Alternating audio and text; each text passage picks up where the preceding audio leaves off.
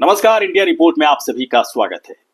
बिहार चुनाव में वैसे तो कई ऐसे फैक्टर्स हैं जो सालों से जिंदा तो हैं, लेकिन अगर उनकी ताकत और हैसियत की बात की जाए तो चुनाव से ठीक पहले आते आते तक उनकी हैसियत कम हो जाती, उनकी ताकत कम हो जाती, कमजोर ऐसे फैक्टर्स हो जाते हैं। लेकिन एक ऐसा फैक्टर है जो वोट मशीन की तरह काम करता है, उसकी हैसियत भी ज्यादा है, उसकी ताकत भी ज्यादा है।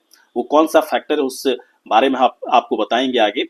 और बिहार चुनाव से ठीक पहले किस तरह के मुद्दे हैं आम जनता के बीच में जिसके आधार पर वो वोट करेंगे, इस बात को जानने और समझने के लिए जनता की नब्ज को टटोलने की कोशिश की गई इंडिया रिपोर्ट की तरफ से।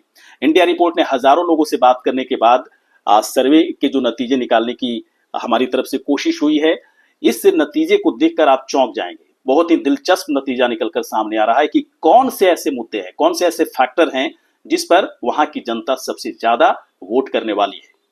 हमारी तरफ से कई ऐसे फैक्टर जनता के बीच में रखे गए, जैसे कि एसआईआर एंटी इनकम्बेंसी का फैक्टर, दूसरा जो रखा गया राष्ट्रवाद और सनातन का फैक्टर, तीसरा रखा गया महंगाई और भ्रष्टाचार क्या उनके लिए मुद्दा है, फिर उनसे पूछा गया शिक्षा, सेहत और विकास क्या उनके लिए मुद्दा है, फिर रोजगार और पलायन के मसले पर भी बातचीत उनसे की गई, वो भी एक फैक्टर के तौर पर उनके सामने रखा गया।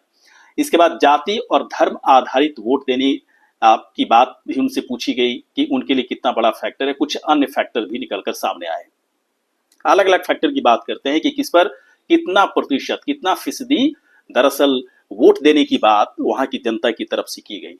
सबसे पहले एसआईआर और एंटी इनकम्बेंसी की बात करते हैं।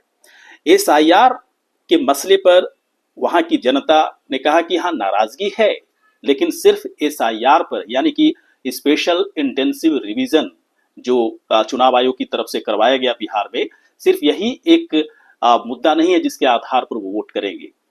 साथ ही साथ एंटी इनकम्बेंसी के मसले पर उन्होंने कहा कि लोकतंत्र में ऐसे व्यवहार आम है, आम जनता चाहे सरकार किसी की भी हो, नाराजगी होती ही होती है, लेकिन ऐसा भी माहौल इस वक्त बिहार में सरकार की तरफ से नहीं बनाया गया है कि पूरा का पूरा है ना, पूरा का पूरा वोट एंटी इनकम्बेंसी के मसले पर चला जाए।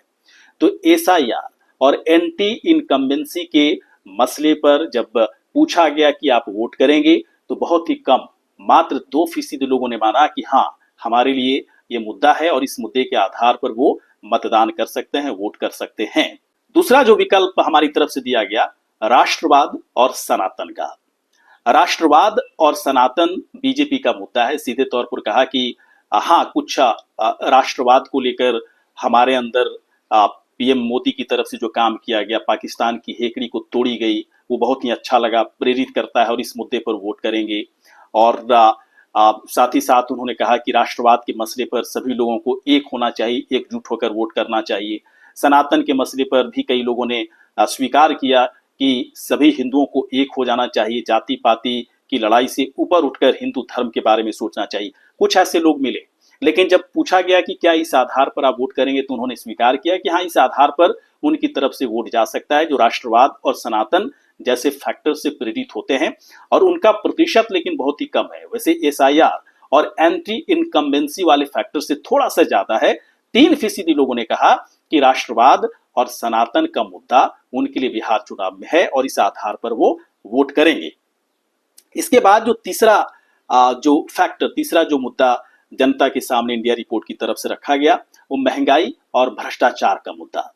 लोग सीधे तौर पर कहे कि हाँ, महंगाई और भ्रष्टाचार तो बहुत बढ़ चुका है, लेकिन ये पूरे देश की समस्या है, सिर्फ बिहार में ही ये समस्या है, ऐसा कहना गलत होगा। और ऐसा भी नहीं है कि सरकार अपनी तरफ से इस पर अंकुश लगाने की कोशिश नहीं कर रही है, लेकिन सीधे तौर पर उन्होंने इस बात को मानने से इनकार कर दिया कि महंगाई और भ्रष्टाचार के मसले पर वो वोट करेंगे। भ्रष्टाचार पर एक शिकायत उनकी तरफ से हुई कि जिस तरह से बिहार में भूमि सर्वेक्षण को लेकर कर्मचारियों की तरफ से जो कदाचार की खबरें आ रही थी, खुलेआम पैसे लिए जा रहे थे, अलग अलग तरह के आरोप लगाए जा रहे थे, बहुत सारे पेपर लीक के मामले में भी जिस तरह से चीजें सामने आई, इन सब चीजों को लेकर नाराजगी तो दिखा रहे थे। लेकिन जब वोट देने की बात आई तो उन्होंने सीधे तौर पर जो हमारी जो रिपोर्ट में जो चीजें निकल कर आई हैं, जो नतीजा निकल कर आया है, मात्र 5% लोगों ने कहा कि इस मुद्दे पर वो वोट करेंगे। अगला जो विकल्प उनके सामने रखा गया था इंडिया रिपोर्ट की तरफ से कि शिक्षा, सेहत और विकास का मुद्दा ये कितना बड़ा फैक्टर है वोट देने के लिए आपके लिए। तो सीधे तौर पर उन्होंने कहा कि देखिए नीतीश सरकार ऐसा नहीं है कि शिक्षा के फ्रंट पर, सेहत स्वास्थ्य के फ्रंट पर या फिर विकास के फ्रंट पर कुछ भी काम सरकार की तरफ से नहीं किया गया है। किया गया है, अगर नहीं किया गया होता तो बाकी फैक्टर एक तरफ हो जाते और शिक्षा, सेहत और विकास का मसला एक बड़ा फैक्टर बन जाता और एक तरफा वोटिंग हो सकती थी। लेकिन बिहार में ऐसा माहौल नहीं है। नीतीश सरकार की तरफ से इस पूरे मामले पर काम किया गया है, लेकिन और भी करने की जरूरत है। इंफ्रास्ट्रक्चर को लेकर बहुत ज्यादा फोकस करने की जरूरत है। शहर में रहने वाले लोगों ने कहा कि विकास तो हो रहा है, सड़क बन रहा है, फ्लाईओवर बन रहे हैं, लेकिन सालों से बन रहे हैं और इस वजह से लोगों की परेशानियां कम नहीं होती है। ट्रैफिक जाम, तमाम तरह की चीजें। ग्रामीण क्षेत्र के लोगों ने कहा कि विकास तो हो रहा है, लेकिन अस्पताल भी बन रहा है, स्कूल भी खुल रहे हैं, लेकिन प्रॉपर इंफ्रास्ट्रक्चर की भारी कमी है। इस बात की शिकायत करते नजर आए। जब पूछा गया कि वोट करेंगे तो सीधे तौर पर कई लोगों ने कहा कि हाँ, ये बड़ा मसला तो है, बड़ा फैक्टर तो है, लेकिन मात्र 10% लोगों ने स्वीकार किया कि इस मुद्दे पर वो वोट करेंगे। वोट कहाँ जाएगा इस बात की जानकारी नहीं निकल पाई कि वोट किसे देंगे। देंगे तो एनडीए को देंगे, क्योंकि एनडीए की तरफ से काम तो किया गया है। महागठबंधन को देंगे जो लगातार आरोप लगा रहा है। विपक्ष की तरफ से आरोप लगाया जा रहा है कि बिहार सरकार पूरी तरह से फेल हो चुकी है, किस तरह का कोई काम नहीं हो रहा है। तो कहाँ प्रेरित होकर उनका वोट जाएगा, इस बारे में सही जानकारी नहीं निकल पाई। लेकिन 10% लोगों ने माना कि शिक्षा, सेहत और विकास के मसले पर, इस फैक्टर पर उनका वोट जाएगा। अगला जो विकल्प हमारी तरफ से दिया गया था वो था रोजगार और पलायन का। वैसे तो रोजगार और पलायन का जो मुद्दा है बिहार में वो बहुत ही पुराना मुद्दा है और कई लोगों ने कहा कि देखिए बहुत ही पुराना दर्द है और इस दर्द को भूला नहीं जा सकता है। लेकिन पलायन करने का पैटर्न या फिर रोजगार के मसले पर सरकार की जो स्थिति है वो बेहतर है। रोजगार के मसले पर जैसा कि आंकड़े भी निकालने की कोशिश हमारी तरफ से की गई। सरकार कह रही है कि 10 लाख सरकारी नौकरी वो दे चुकी है, 2 लाख नौकरी और देगी, 12 लाख का लक्ष्य रखा गया है। लेकिन जब बहुत ही इंटेंसिव जब जांच पड़ताल इसकी मैंने अपनी तरफ से की तो 5 लाख के करीब, 5 से 6 लाख के करीब नियुक्ति पत्र तो मिल चुका है। 5 लाख रोजगार पाइपलाइन में है, यानी कि चुनाव से पहले तक हो सकता है कि 5 लाख को रोजगार पूरी तरह से सृजित कर दी जाए सरकारी नौकरी के तौर पर, और 2 लाख और भी इजाफा सरकार की तरफ से किया गया, यानी कि 12 लाख नौकरी देने का वादा सरकार की तरफ से जो किया गया था वो पूरा होते तो दिख रहा है। इसलिए इस फ्रंट पर जनता की तरफ से बहुत ज्यादा शिकायत होती नहीं दिख रही। वैसे भी अगर बिहार में बेरोजगारी के अगर आंकड़ों की बात करें तो 4% से कम वो आंकड़ा आ चुका है। तो समझा जा सकता है कि इस फ्रंट पर विपक्ष भले ही ये मुद्दा बना सकता है, लेकिन आम जनता के बीच में सरकार के खिलाफ ऐसी कोई बात नजर नहीं आई इंडिया रिपोर्ट को। और इसके बाद पलायन के मसले पर जो आंकड़े हमारे पास हैं, लगभग जो सरकारी जो आंकड़े हैं, 3.5 करोड़ लोग पलायन कर चुके हैं बिहार से, लेकिन ये आंकड़ा तकरीबन 5 से 6 करोड़ का भी जा सकता है। लेकिन अब लोग कह रहे हैं कि देखिए पहले पलायन डर के मारे होता था, रोजी रोटी के लिए होता था, कुछ नहीं था बिहार में इसलिए लोग पलायन कर जाते थे, पूरे परिवार के साथ पलायन कर जाते थे।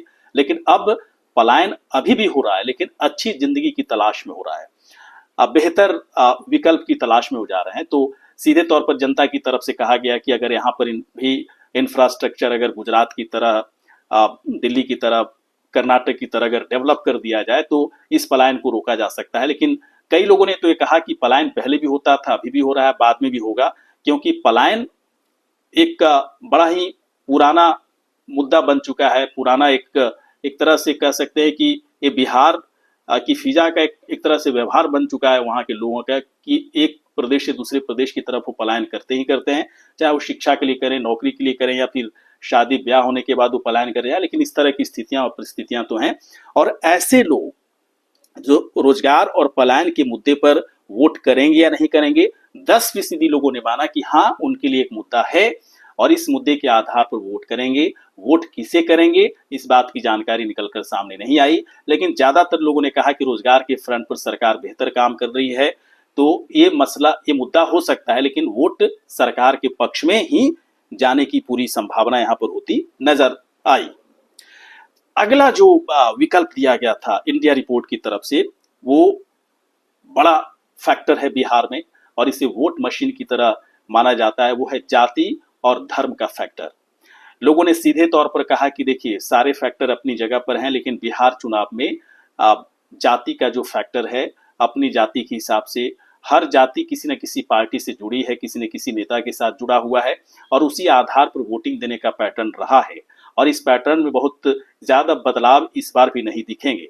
और इसका जो प्रतिशत है, जाति और धर्म आधारित वोटिंग करने का जो प्रतिशत है, सबसे ज़्यादा है। 65% लोगों ने कहा कि इसी आधार पर उनका वोट जाएगा, यानी कि वोट मशीन की तरह अगर कोई फैक्टर बिहार में सबसे बड़ी हैसियत रखता है, सबसे बड़ी ताकत रखता है, तो वह है जाति और धर्म आधारित वोटिंग।